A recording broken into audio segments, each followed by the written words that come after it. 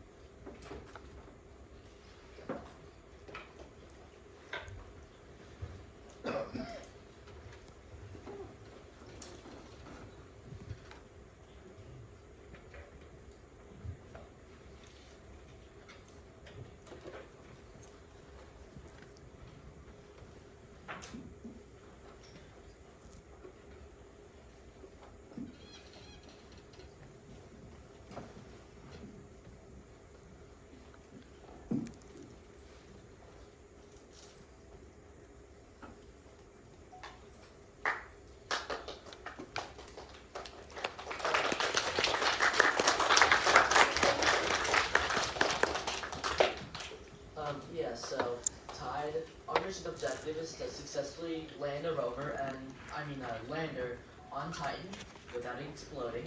That would be great. And drill through a couple miles of ice crust on the surface to reach the subterranean oceans that we believe are made of water, hopefully. So we're gonna look for signs of life there. So yeah, and we're gonna try and examine the water from the oceans what we hope is water, to see if the compounds for life are present, and it's very likely it is. Well, there's a possibility of it.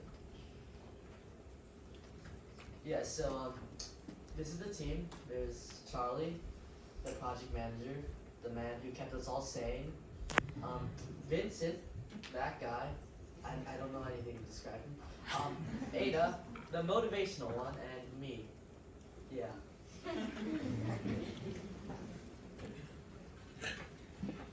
Okay, so here are some facts about Titan. Titan is Saturn's largest moon and the second largest moon in our solar system after Jupiter's moon, Ganymede. And similarly to Earth, Titan also has a nitrogen atmosphere, which makes the chances of life highly likely. And Titan's crust is estimated to be around 60 miles thick. And Titan is really cold, and the surface is estimated to be around negative 290 degrees Fahrenheit, which is equivalent to negative 179 degrees Celsius.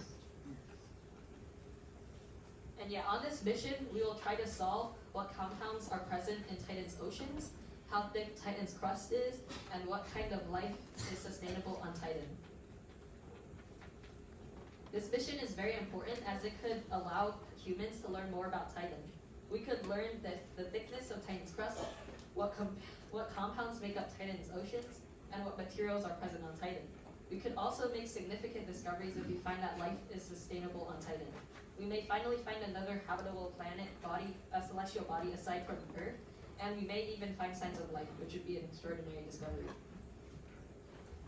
So our budget for this mission is $650 billion, and out of this budget we use $626 million. You can see that we use $40 million for the propulsion, $150 million for the battery, $30 million for the testing, $85 million for mission operations, $10 million for data processing, and $6 million for research. We need to bring two different types of spectrometers to accurately measure the compounds in both liquids and solids on this body. We spend most of the money on the battery because we need sufficient power to power our craft in the harsh environment of Titan. And we spend $80 million, which is a large amount of money, on the drill because it's the key component in drilling through the extraordinary crust to reach the oceans of Titan.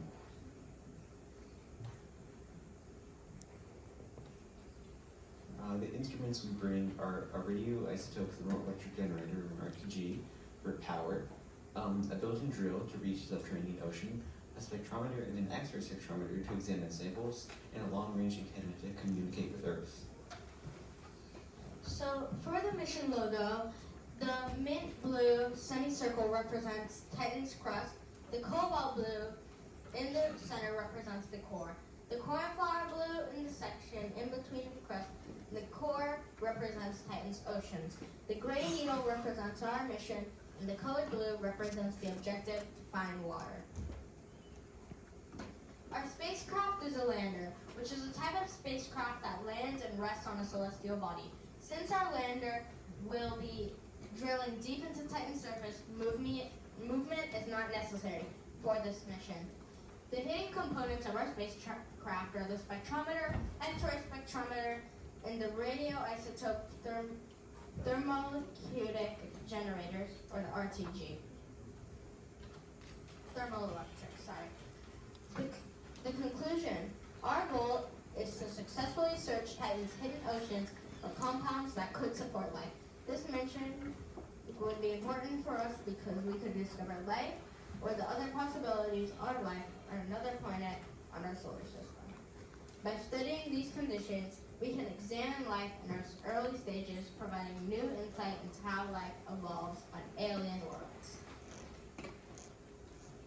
Thank you for listening. Any questions? Any questions and then anything else?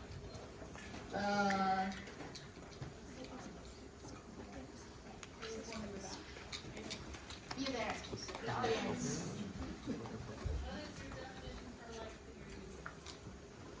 What? I'm sorry, can you say that again? When you say the word life, try to find life, what do you mean by life? Yeah, so we're gonna try and find either like cells, bacteria. If we can find multicellular organisms, that would be great, but we might not. So we're just looking for life, and if we can't find it, amino acids, anything that can actually show life. Like we'd settle for poop if it meant life. So. That's your answer. You there? Yeah. How does your thermoelectric device give power to everything? It has uranium or any radioactive material, and it heats. I believe, like I'm not a scientist for this, but it heats up like water or any. It just heats up stuff, and using that heat, we can generate electricity. So we can convert heat to power, and power we can use to power a spacecraft. Thank you. Okay. You. I forgot your name. So it looks like on your model the drill was kind of attached to the spacecraft. So how are you going to get through the crust with it? Is the lander going to lower into the crust, or how are you going to get from the surface to the crust once you have the hole? So the lander, it looks like it's attached, but it's really not, and it's not actually the drill we're going to put on it. We're going to put a modified oil drill, because oil drills are meant to go very deep, or we could use an ice core sampler, but we probably aren't. So the oil drill is going to be an RSS, a remote controlled one, so it's going to dig straight down using a gyroscope, or any measurement that will allow it to keep going straight down. It will keep going straight down.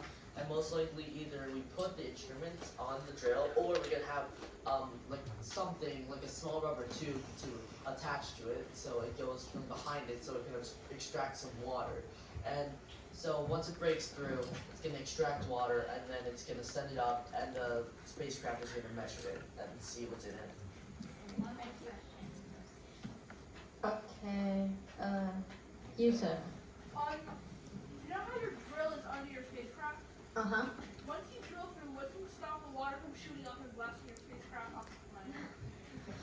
The pressure inside the oceans aren't that high, and even if they did manage to get that high, they would freeze from the negative 179 degree temperature.